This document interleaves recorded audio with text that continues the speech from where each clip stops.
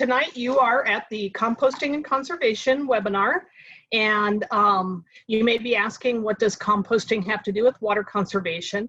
But it turns out if you use compost in your soil, it can help, especially with new lawns. It can help conserve 30% of the water during that establishment period. So it just really enriches the soil. I'm Ruth Quade. I'm with the City of Greeley Water Conservation Department, or Water Department Conservation Program. I've been with the city for about 23 years. I am about 25-year master gardener and master composter. And if you need to reach me, that's my email right there, and I will have it at the end again. Let's get started. It's compost time. So what are some of the benefits? Like I mentioned before, compost added to the soil really enriches our native soils and help them retain the water in the root zone. Now, some of our native plants may not like the richness that compost can add to the soil. So keep that in mind as I'm talking about these as I'm talking about compost and putting it in your soil, I'm talking about plants that can really benefit from it. Some plants, if you put too much compost in their soil, it's going to hold too much water and they're just going to rot. But typically on the Front Range, our soils are very lacking in organic material, and compost is a good way to add it. And your lawn is a perfect example. If you core aerate and compost at least once a year and twice a year if you can, you're going to be adding some of that organic material back into the soil and helping produce a better product. It can help you save money, like I said, by saving water. It can help maybe save on fertilizing, and I'll get into that later on when I talk about grass cycling. But compost is not fertilizer. It's more of an amendment, and it's not going to take the place of fertilizer in most cases. Like I said, it's an amendment. It'll enrich your soil. In clay soils, what it can help do is break up those hard clay particles that are stuck together and the water can't penetrate. And in sandy soils, because the water percolates through quicker, it can actually help you retain that water in the root zone so that the roots can actually get some water before it passes on through the root zone. And then the best thing that compost does is it enhances microbial activity in your soil. All those microorganisms and macroorganisms, the better the soil is and the less compacted it is, it can get in there and they can do their job. So more benefits, it keeps a precious resource out of the landfill. Yeah, I'm not going to call this I may say yard waste, but it's not waste. It's a resource. And so it helps keep a lot of that out of the landfill. And they say that in the landfills, 30 to 50% of the products that are in there could be composted or recycled. So it's going to extend the life of those. I feel it's the ultimate recycling, really. You can help grow stronger, healthier plants and soil. The soil is the basis of all of our plants, so make sure you've got good soil that is appropriate for that plant. It can help with soil erosion. When you have heavy compacted soils and it's on a slope, water's just going to hit that hard surface of that soil and run right off. So by having compost in there, it's going to help soak in and actually help have that water do some good. It helps the soil sequester CO2. It's great fun, and it's good exercise. So what is compost? Compost, once it's broken down, is basically unrecognizable. You're not going to see your broccoli florets. You're not going to see lettuce leaves, banana peels, eggshells. Whatever you put in that will be completely unrecognizable, and it will look like a dark, rich soil. So what it isn't is it's not topsoil.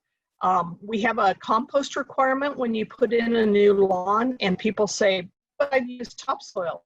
Well, topsoil is basically just ground up rocks and minerals. It doesn't have that organic matter that we need. We want about 3 to 5% organic matter in our soils for healthy plants.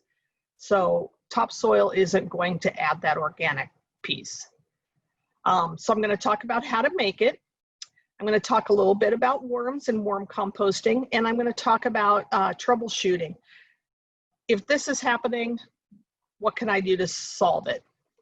And then I've talked already quite a bit about the soil, and I'm going to talk a little more about uses. So compost is a natural process.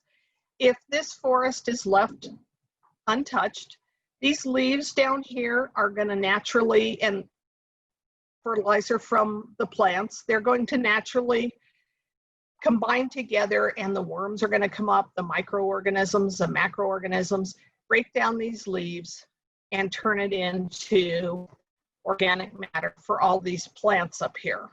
So it's a very natural process. By composting, we're just speeding that process up in a more contained situation. I'm going to talk a lot about this tonight, but your browns are your carbon sources and your greens are your nitrogen sources. So you don't have to worry about some complicated recipe. Just remember your browns plus your greens equal compost. You add in a little water, a little air, like I talked about before, your micro and your macroorganisms, and you're going to end up with compost in that process. So the first thing I want to talk about is moisture. You don't want your compost to be soggy. If it's too wet, you're going to create an anaerobic situation, and an anaerobic situation is going to be smelly. You're going to get more smells. So you do want water in it, but you want it to be like a moist sponge. So grab your kitchen sponge, wring it out. That's what it should feel like. You should be able to feel the moisture without it being drippy. The best way to do that, add water, is when you turn your pile, or if you have a crank style compost, add water then. Sometimes when I'm cooking like pasta or steaming vegetables or something, I'll just throw that water once it's cooled off into my compost bucket so that when I take it out to the compost, I've got that water already in there. And it's also good to use to rinse out my little bucket that I use. So anytime you add materials, add water. Now, if I was giving this some other part of the country, I may not say that, but in Colorado, you're gonna probably have to add water. You're not ever, unless you're consciously watering it every day, you're never gonna have that soggy compost problem. So temperature, that wasn't on that chart, but I wanna talk a little bit about temperature because that is what actually, that's how you know the process is working. So when you get temperatures over 105, you're going to be able to kill some pathogens. So powdery mildew, things like that. Temperatures over 131, you're going to be able to kill human pathogens. You may not be able to get to that point in a home composting situation, but definitely commercial composters could do that. And then when you get temperatures over 145 for 3 days, that's the key, is to have it at 145, 150 for 3 days, you will be able to kill most weed seeds.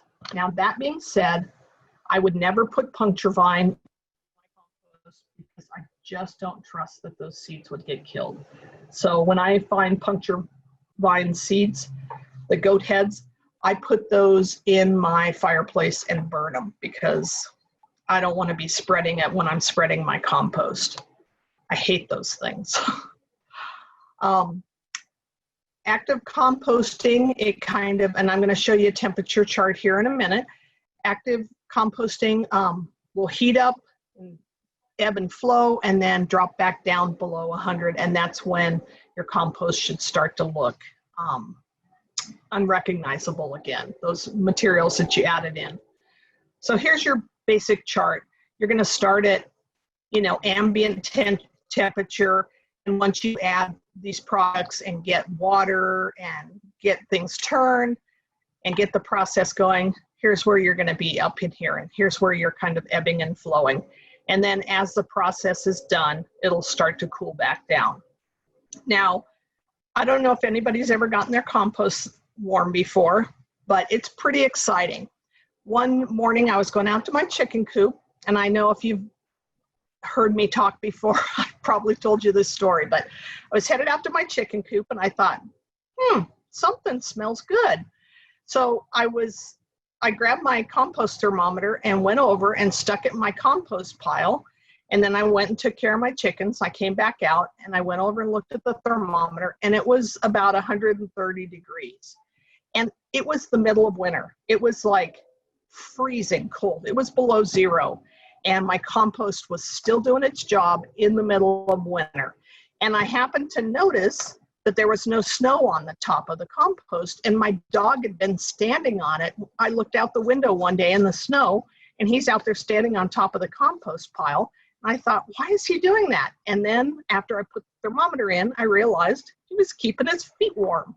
So in the middle of winter, it will still work. So how big should it be? I have on this first bullet larger than 3 by 3 by 3, but I really phrased that wrong. I should have said 3 by 3 by 3 or larger. So that's pretty good size. It's a manageable size for a home compost. So that would be 3 feet high, wide, and deep. So 27 cubic feet or 1 cubic yard. The other one, smaller than 5 by 5 by 5, I think it would be hard for you to maintain a compost bin that's much bigger than that. Again, commercial composters have much bigger piles, but they also have big equipment to help turn it. And I think the danger in having anything bigger than 5 by 5 by 5 would be getting water to the center of it and moving it around and aerating it. So as a rule, keep it between those dimensions and you should have pretty good success. Now this is a picture of somebody who did some more recycling and used some pallets, and that's a good way to do it.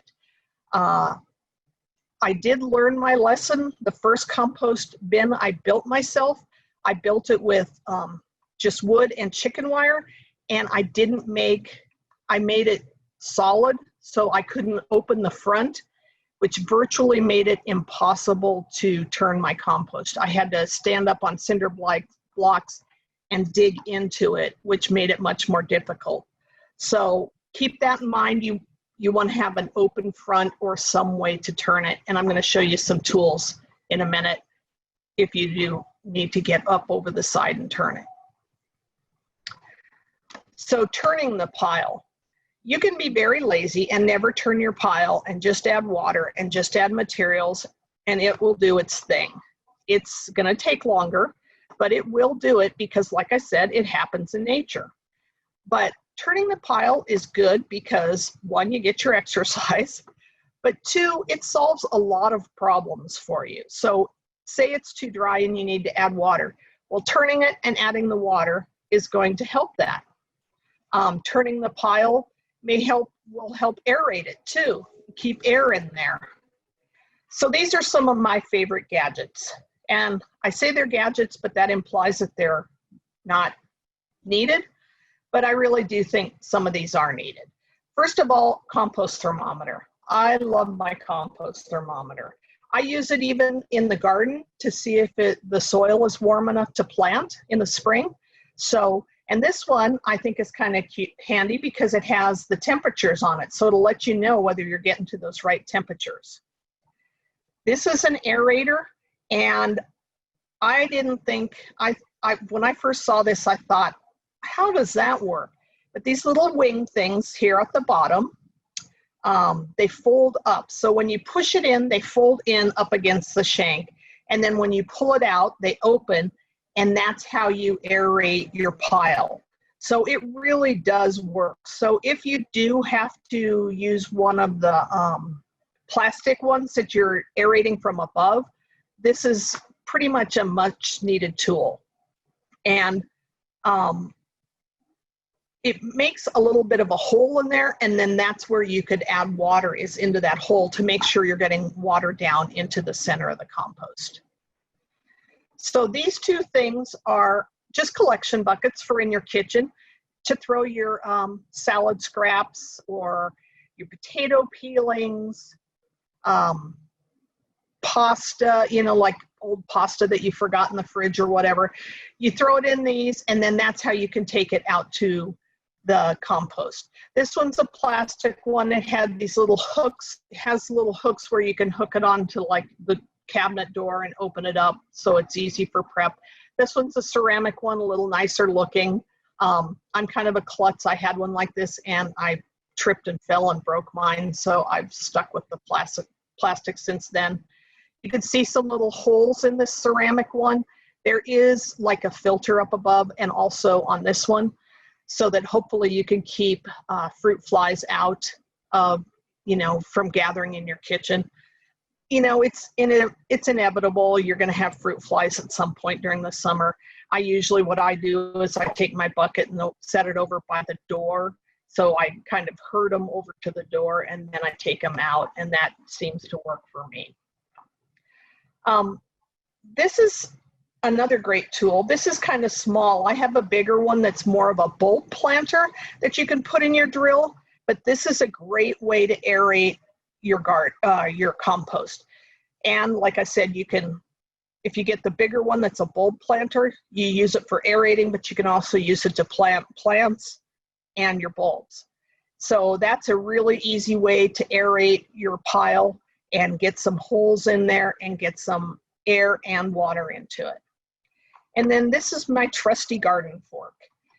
My husband prefers the pitchfork, but I like this one because it has the D handle to hold on to, and these tines are a little sturdier, and that's what I like to turn my compost with. So, you know, just try out different things, see what you like, see what works for you. But those are my favorite gadgets. Basically, everything else is pretty much unnecessary after that. Okay, so where to put your compost pile or bin? So choose a site that's convenient. If it's too far away, or you have to climb over this, or you have to go over that, and I'm thinking about winter when it's cold and you don't want to go out to the pile, choose a site that's convenient for you. You don't want to have to go too far, and you don't want it to be too hard to get to. You don't want it out of sight because then you'll forget about it. But you know, think about that where you put it. I think it's best to put it in a shaded spot because then you don't lose as much water. Now, if you were in an area, the country where they get a lot of water, you probably want to put it in the full sun. But it being in the sun or the shade has nothing to do with it getting hot. It's the little microorganisms in there doing their job that makes it get hot. I would put it near the kitchen or near the garden, whichever you're producing more of. Again, make sure it's convenient. I would not put it anywhere where you have drainage, water drainage, like by a downspout or that kind of a thing where it has the possibility of getting soggy, or a low spot in the yard. You don't want it there. You might want it up elevated a little bit, in fact, because you want that air getting to the bottom. So I said, don't put it out of sight. You may think it's unsightly and you might want to put it out of sight, but just make sure it's still convenient. And protect it from winds, because the wind will dry it out. So here's your basic compost recipe. You want an average ratio of 25 to 30 to 1 of carbon and nitrogen. Remember, your carbons are your browns and your nitrogen are your greens. I feel like that's kind of a complicated thing to have to remember. So the easy recipe is just mixing it and layering it and making sure you have both browns and greens. So here's some samples of things that are carbon sources. Your fall leaves, straw, wood shavings, if you have a wood shop, you know, sawdust, that kind of a thing, corn cobs, silage, different things from your, if you have a farm, shredded paper. That's a great way to deal with your shredded paper and your bills, is to put them in there. You can compost cardboard and you can compost egg cartons. So your greens would be grass clippings and the green leaves off of your plants and prunings. Manures, vegetarian, so rabbits, chickens, things like that, cows, horses. You don't want to be putting in dog and cat manures. Kitchen scraps are basically considered green. And then your garden scraps, you know, your beet tops or your carrot tops, that kind of thing, weeds and plants. Coffee and tea grounds are great. If you have paper tea bags, they're fine. They can just go in just as they are. So it's a little bit art and a little bit science, but basically here's a cross section of things that are in there. And just layer it when you're first starting it, and then after that, once you start mixing it, it's going to do its thing. So I put in a slide in here of before, during, and after. So you can see that from the before, there's an orange peel, eggshells, banana peel, a little tomato top. That's basically what it looks like before, and then you compost it and it starts to look more and more unrecognizable, and then the finished product there at the bottom, you're not going to be able to see that orange peel anymore. It's going to be all broken down. And compost doesn't stink, nor should it stink. It has a nice earthy smell, just like soil. If you're a gardener, you know what that smell is, and it's gratifying. So here's another bin system where you can handle your before, during, and after. It's not necessarily in that order. Looks like the before stuff is in the middle here, but that's the beauty of a 3-bin system. You can have one system that you're adding things into, one that you're working back and forth with that first one and moving the product from one to the next. These boards on the front, they're slipped into a groove usually, and then you can pull them out so that you can get in there and bring it down so you can get in and turn it. And then you can, as you harvest your compost, you can put that in the 3rd bin, and then you have product ready to go virtually all of the time once you get your first cycle going. You can have compost made in as short as 14 days, but I would say if you're conscientious about it, it's going to be closer to about a month. So let's talk about some different bins and systems. So I kind of showed you that holding unit for in the kitchen. So this picture up here is a little bit bigger and a little bit longer of a holding unit. Really, I don't think that that's really necessary. I like the 3-bin system best because you can just throw everything in there and work it into your pile as you go. Say you have a whole bunch of green stuff, you put that in your starting pile, then as you're turning it, you mix it back in with that middle pile, and you can get the product going and getting it hot. Turning units, down in the bottom right is just a pile. That's kind of how I do it. I just throw it all out there in a pile, and my chickens actually help me turn it because they get up there on the top of that pile and scratch it out, and then periodically we go and pile it back up, and that kind of works in my favor. So they help me pull it out and I put it back up, and then, you know, by the end of the summer I have a pretty good pile of compost there.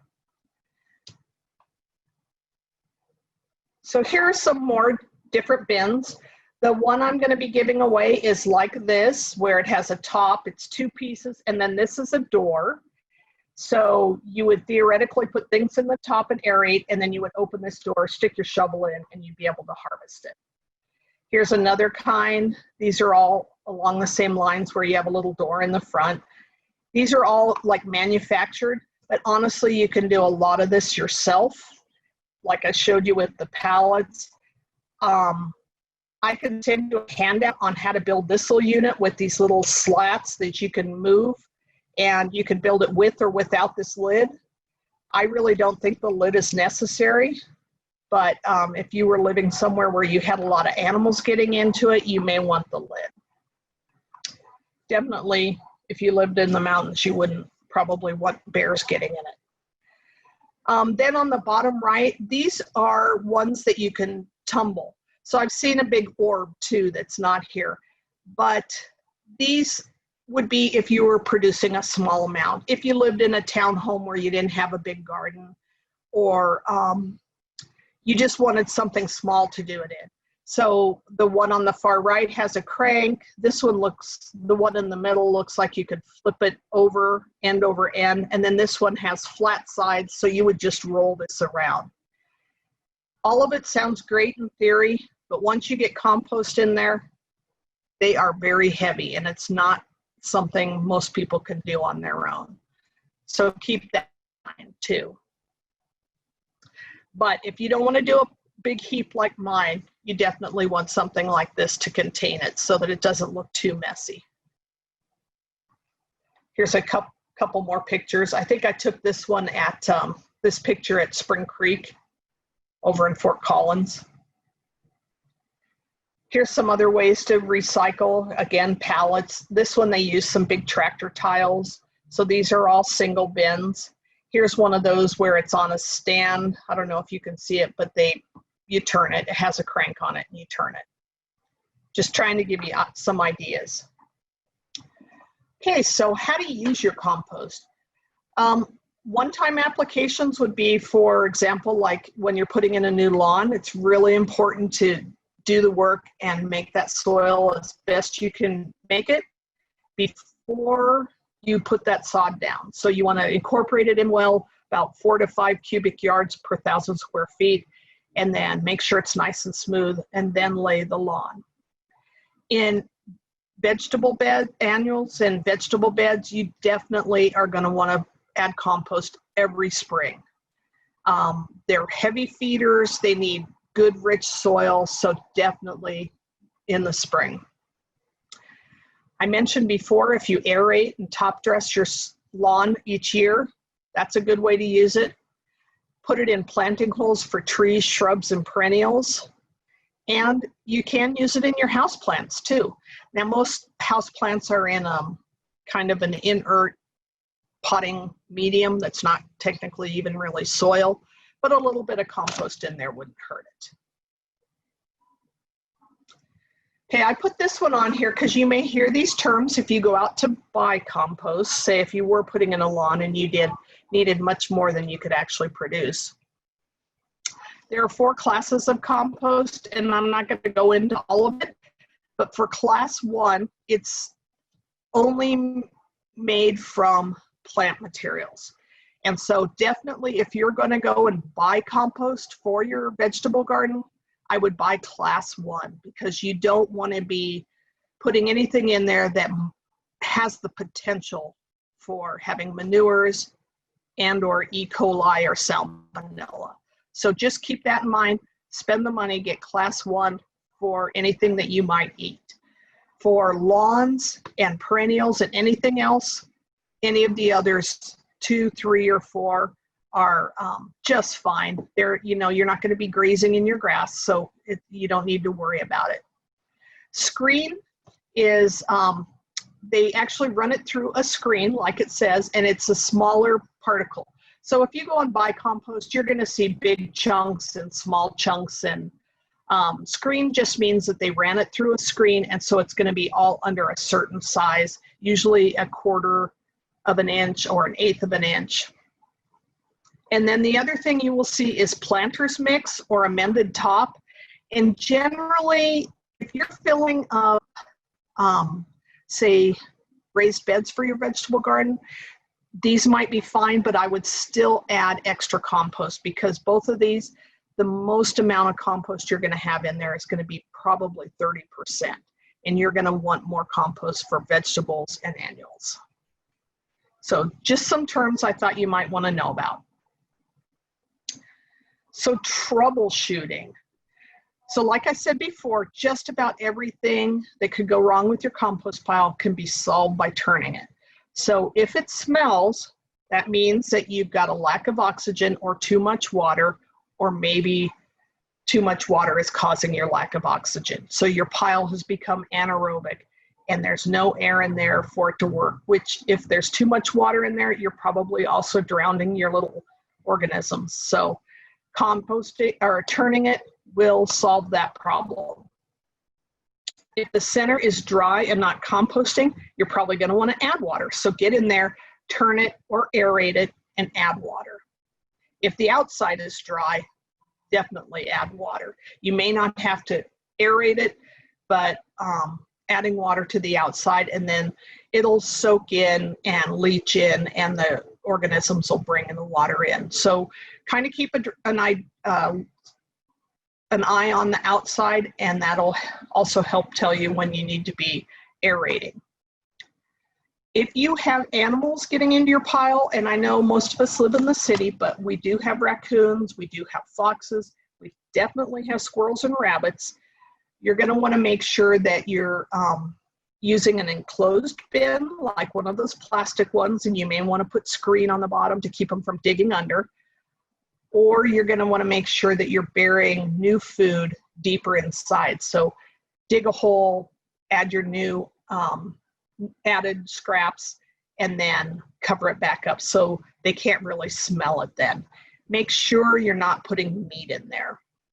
You don't want to put any kind of meat products or, well, the main things to keep out of there are meat.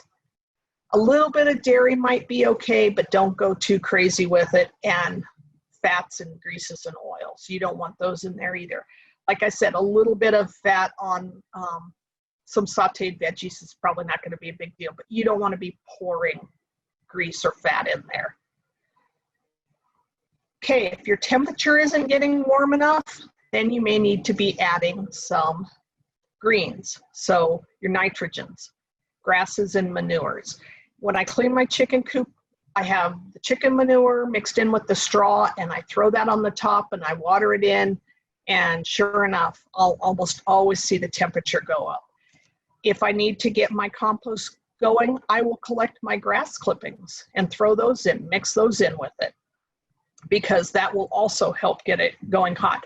Anyone who's put grass clippings in a plastic bag or a plastic trash can and then gone back a day later and felt the heat coming off of it understands how that gets it going. And then if the compost isn't breaking down, you may just need to pay a little more attention to it, turn it more often, add some water, or make sure whatever you're adding in there is smaller pieces. I had somebody ask me today about eggshells and sticks. And generally, the more you break things down before you put them in the compost bin, the quicker it's going to happen. It's not absolutely necessary, but if you want to speed it up, that's one way to speed it up, is making sure that the pieces going in are smaller. For instance, a shredded carrot is going to break down much quicker than a whole carrot. So just think of it that way. Questions? I think I have one. Gordon is asking, can you cover your pile with a tarp to help with heat and moisture retention? I guess my first question is it an open pile? If it's an open pile, a tarp probably would be okay as long as air can get into it. But you don't want to create an anaerobic situation. So I would just be careful with that, and I really don't think it's necessary. Like I said, it's the microorganisms that are going to cause it to heat up, and you don't want to smother them. So it's not necessarily the sun. But a tarp loosely draped over it to keep it in the shade could be beneficial. So yes and no. How's that for an answer? Okay, Raymond is asking, we have a compost tumble barrel, have ignored the contents for a long while. Do I need to start from scratch or restart, or will adding new browns and greens keeping it moist reactivated? I guess my first question would be, is it wet in there? And I would think that, yeah, you could add some materials to it. And I mean, what can it hurt? To add some new materials in, add a little water, and just start cranking it again and see if you can get it going again. I mean, the worst that could happen is you have to dump it out and then start from new and then add that ignored material back in a little at a time. That would be another option. Okay, Maureen is asking, I have an organic vegetable garden. When composting kitchen materials that are not organic, does this transfer chemicals or pesticides to your compost bin and ultimately your soil? That's a really good question. Theoretically, I would say yes, it does. However, I think the sheer volume would probably be in your favor. Because you have to keep in mind you're not adding the whole vegetable, you're just adding part of the scraps. So I think that you're probably pretty safe, but I am going to get into that a little bit later about grass clipping. So yeah, I don't know the technical answer to that, but I would say yes, there's a chance of it. And then Maureen is also asking, can you have your compost pile actually in your raised vegetable bed? Sure, why not? That would make it easy too. Then you could lift off the, like if it's one of those plastic type with the non-solid bottom, you could lift it off once it's done and then spread it out. And that would be a really good way to do it, where you wouldn't have to be hauling it from one place to another. So I think that would be a great idea. Okay, Sally is asking, will it slow down in the winter and what can I do to heat it up? It can slow down in the winter, but as long as you're still adding materials and you've still got that basic 3x3x3 to retain the heat, I don't see any reason why it couldn't still be doing it in the winter. I told my little story about my compost pile. It was below zero. I mean, like 10 below zero, and my pile was 130 degrees, and my dog was standing on top, keeping his feet warm. So it can do it. You're just going to probably need to add those greens, the nitrogen sources, to get it heated up. And then Carol is asking, I've seen compost starter in the nurseries. Is it worth the purchase? I am cheap, so I would basically say don't waste your money. If you want to add compost starter, I would add compost if you have any around the house, or if you have any that you've made from previous. In fact, when you start a pile, it's not a bad idea to go ahead and throw a couple shovelfuls of existing compost in there, because it's going to contain those microorganisms that are going to get to work in there. If you don't have compost, go dig some soil up from another part of your yard and throw that in there, because it's also going to have the organisms in it that are going to do the job. So both of those things would work, and that would save you some money because it's stuff you've already got there. Okay, Sally is asking, what is mushroom compost? And it basically is just compost that's been composted from mushrooms. So, you know, mushrooms are fungi, and they are part of that leaf litter on the ground in the forest that do their job. So I'm guessing, I've never done this, but I'm guessing what they do is just use compost and some of the fungi that comes with them and use that to start their compost and get it going. So it's going to have probably a lot of the same things you'd see naturally in a forest, in addition to the mushroom and the mushroom, I don't know, I hate to say waste, because like I said, it's not waste. This is all good stuff. All right. I can do a little more research on that though, if you want me to. Looks like that's the end of the questions, so I'm going to minimize and go on. So what are some other methods of composting? I forgot to tell you, if you've been coming to all of these lectures, you probably realized this was supposed to be a lecture on worm composting. And my speaker, because of COVID, had to pick up a second job and couldn't do a night class because of her second job. So that's when I decided I'd just do this composting one, because I had in here a little bit of worm composting that I thought I could talk about. So this is my worm bin over here, this black bin. It's a 4-tiered system. The bottom one has a solid bottom, and you can't see it, but on the other side it has a little hole with a spigot. So each one of these layers has, it's plastic, but it's like got holes in it. So you can add water to the top and it basically trickles through. So that worm composting, also called vermiculture, is a whole process you can do, and you can actually do this in your house. So this bin is outside on the side of my house in the spring, summer, and fall. But in the winter, I do bring it in the house, and I just put my kitchen scraps in there. If I've got too much for the worms to go through, then I do take it out to my pile outside.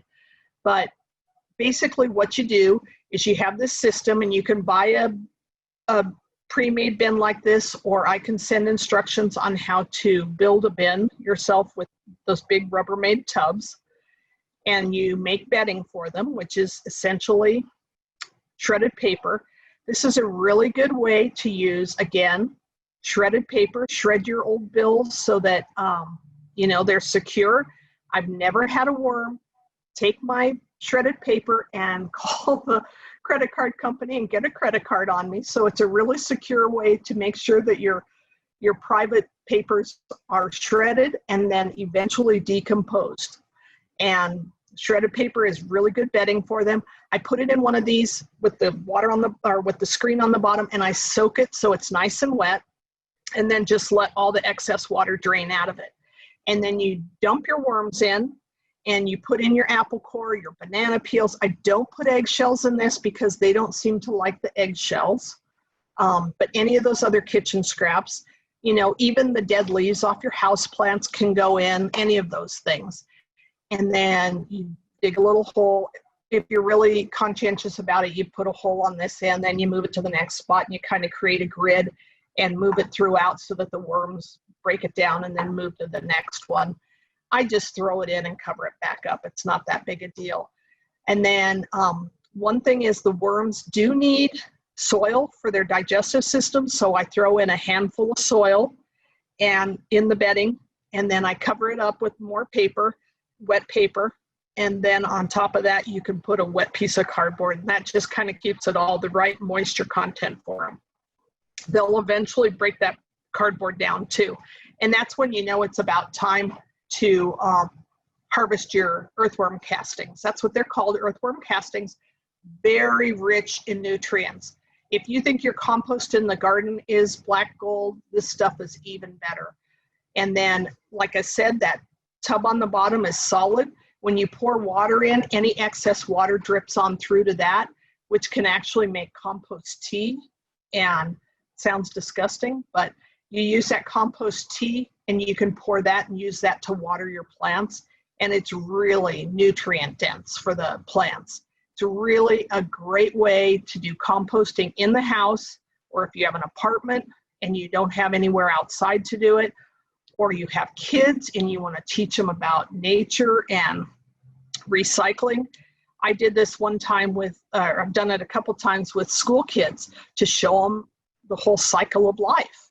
And it's really a great way to get kids involved in composting. And kids by nature just love worms, so it's really fun.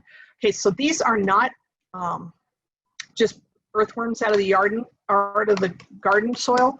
They're called red wigglers, and they're actually, I think, European or something. And they are really, you pick them up and they do wiggle. If you're a fisherman, they're great for that too, because they wiggle and catch the fish's eyes, but they're much skinnier than earthworms like we have here. But it's really a fun project. And you know, you may be disgusted by worms, but they're just doing their job. So vermiculture is a great thing, and you could even make a side business out of it. So if you want to start this, I will send that. I've created a little handout on how to make a cheap and easy compost bin for worms. And if you need access to getting worms, I can help hook you up with people that have worms.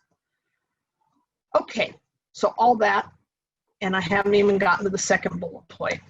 So furrow composting is another way of doing composting that's not in a bin. We have Grasscycling, we have mulching, and then you can also go to the city's Grove Recycling Center out on East 8th Street. So I'm going to walk through all of these. So here's kind of like I was talking about, that 3-bin or Rubbermaid bin system. And like I said, it's great for apartments. It's good for in the winter. You got to make sure you have all these little holes along the top so you don't suffocate the little dudes, because you can suffocate them. And if you put too much water in, you can drown them. So again, a little bit of art, a little bit of science, and you can see right here where they have their soil or compost or something where you just need to throw a little handful in for them because they need that in their digestive system. Like I said, the earthworm castings are very valuable, and you will pay top dollar for it, and you can do it for relatively cheap.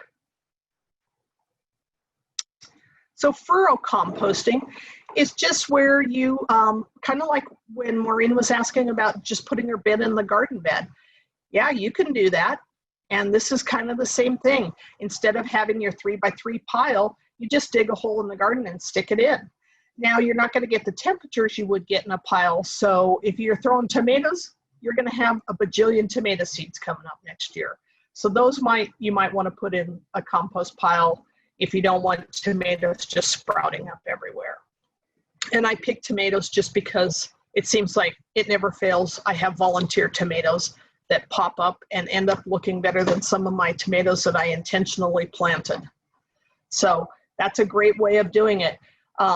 You could, if you have rows and you don't have raised beds or something like that, sometimes people do the rows with the big mounds, and you could, I think that's where it got the term, was the furrow. You bury it in between the rows, and that way you can get the nutrients over to your plants.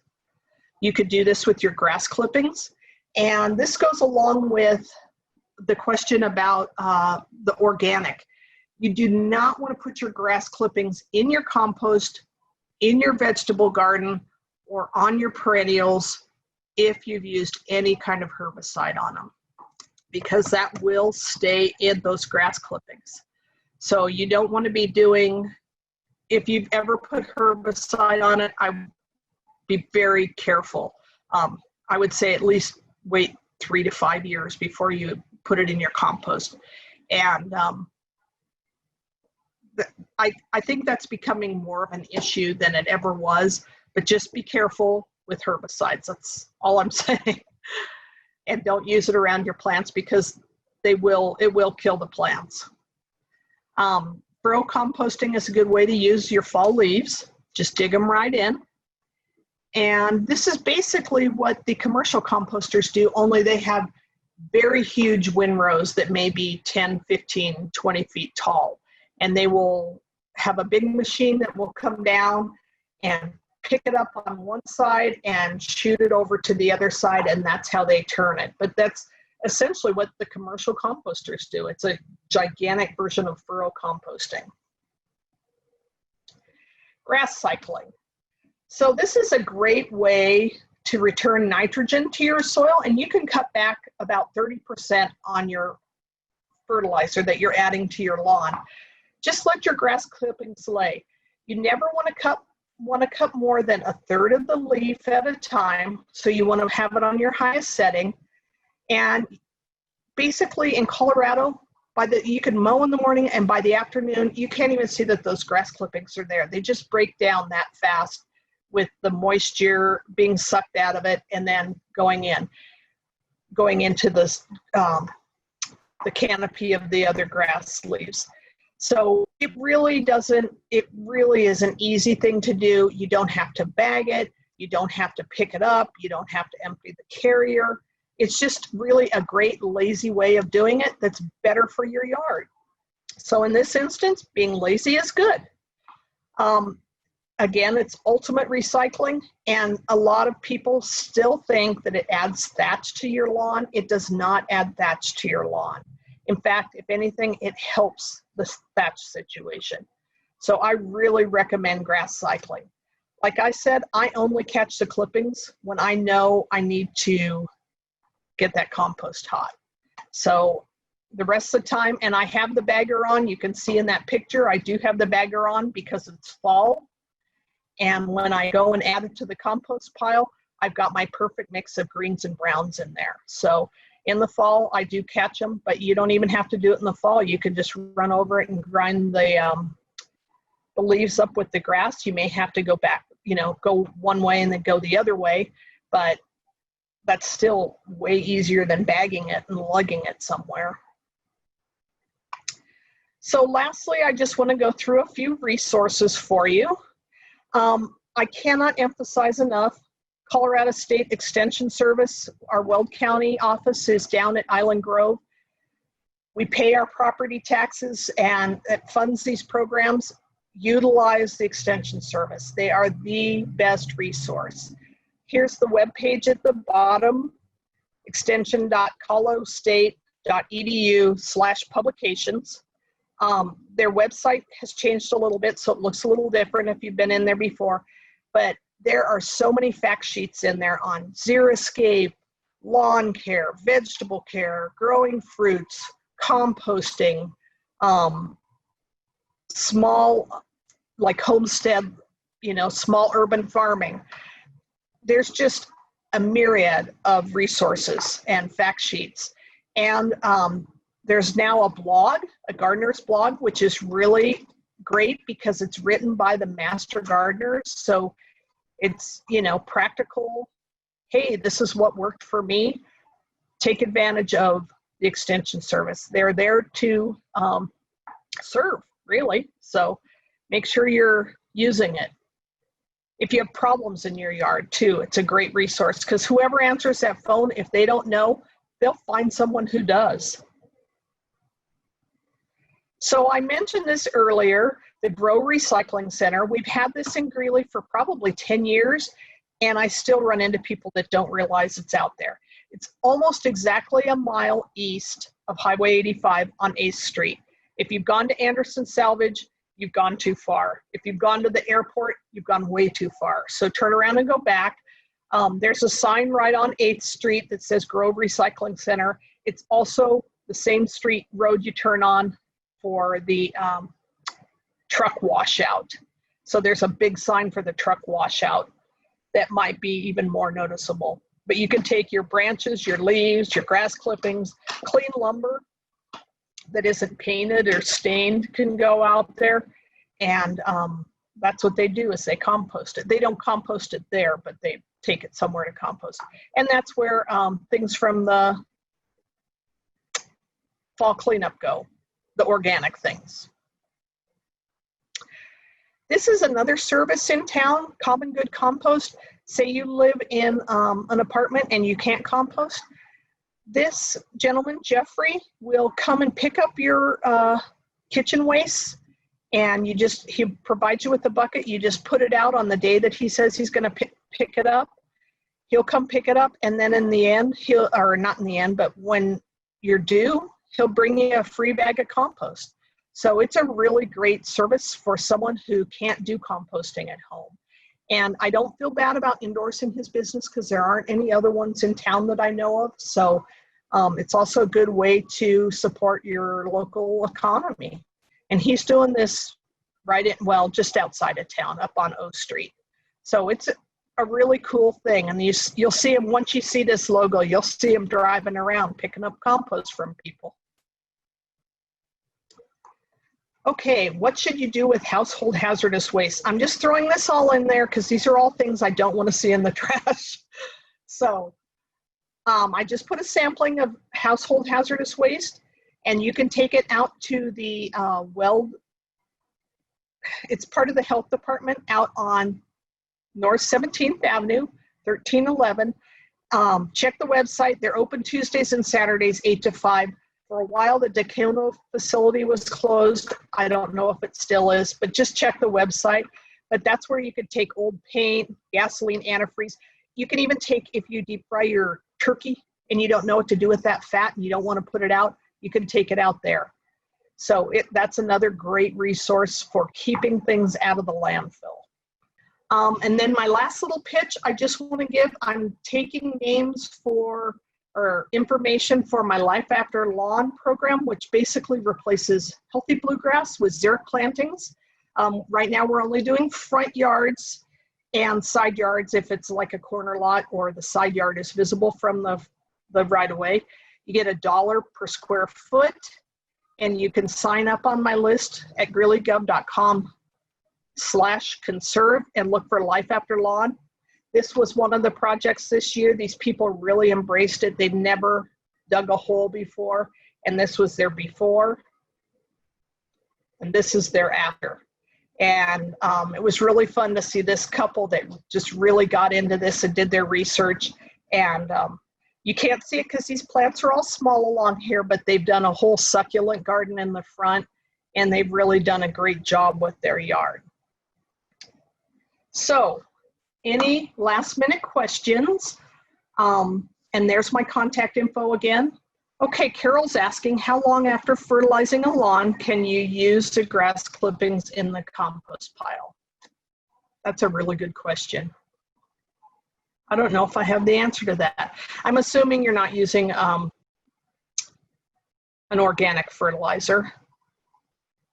If you were doing like Rich Lawn or one of the organic fertilizers, it wouldn't be a problem at all. If it's a chemical fertilizer, I'd probably wait a month or so before putting it in. Okay, Elizabeth asks, you said that grass clippings don't cause thatch. What does? Well, it's a number of different things that cause thatch, but mostly I would say having compact soil is the biggest thing, and overwatering, like doing frequent waterings instead of trying to spread them out longer. I think those are more likely to cause thatch. The best thing to get rid of the thatch is aeration. That will help. If you want to go to the website where you signed up for this lecture and look, we have all of the lectures recorded from 2019 and 2020. In 2019, Tony Koski did one on grass lawns, turf grass lawns, and he addresses that in there. That might be a good way for you to go back and look at that. But yeah, it does not, it's not the grass clippings that cause the thatch. The thatch is actually the rhizomes of the grass, and it's because they can't penetrate, and that's why aeration would help with that. Okay, I have another question. Is dethatching good? I would only do dethatching, like with those dethatching mower type things. I would only do that sparingly. If it's a really bad situation, like a one-time deal, I would not do that. Back when we were kids, I remember that was the big thing in the spring. Everybody would rent a dethatcher, and it basically is tearing your rhizomes in your grass. So I really don't recommend it unless it's a severe situation of thatch and it's a one-time deal. So I would say, as a rule, dethatching is necessary. Okay, I have another question from Susan. Should I turn the black plastic container on its side to stir it easier? Or if vertical, should I leave the lid on? I'm assuming that's one of the tumbler ones. Or if vertical, should I leave the lid on? I really don't, if it's the kind like I showed you that I'm gonna be giving away, I don't think turning it on the side is gonna, I mean, you might actually snap the plastic, especially if it's been out in the sun for a while. I think the tools to get in there are probably your best method with that. If it's one of the tumbler ones, then they should be made to tumble. I hope I'm answering that right and understanding that question properly. I don't think you need to turn it on its side to stir it. Just use that, I mean, we talked about this offline before the presentation, so I know exactly what she's talking about. And she went and got the drill bit. I would just use that drill bit and just drill in there like 4 around the side and 1 in the middle. And that should help stir it, and then you could add your water. Feel free to email me if you have questions, and I will send out a couple documents to the group so that you have the plans to build that 3-bin system and a worm bin for sure. And I do have a little composting handbook that we created. If you're really interested in that, shoot me an email. I'll have to print some of those and probably mail them. Thanks a lot.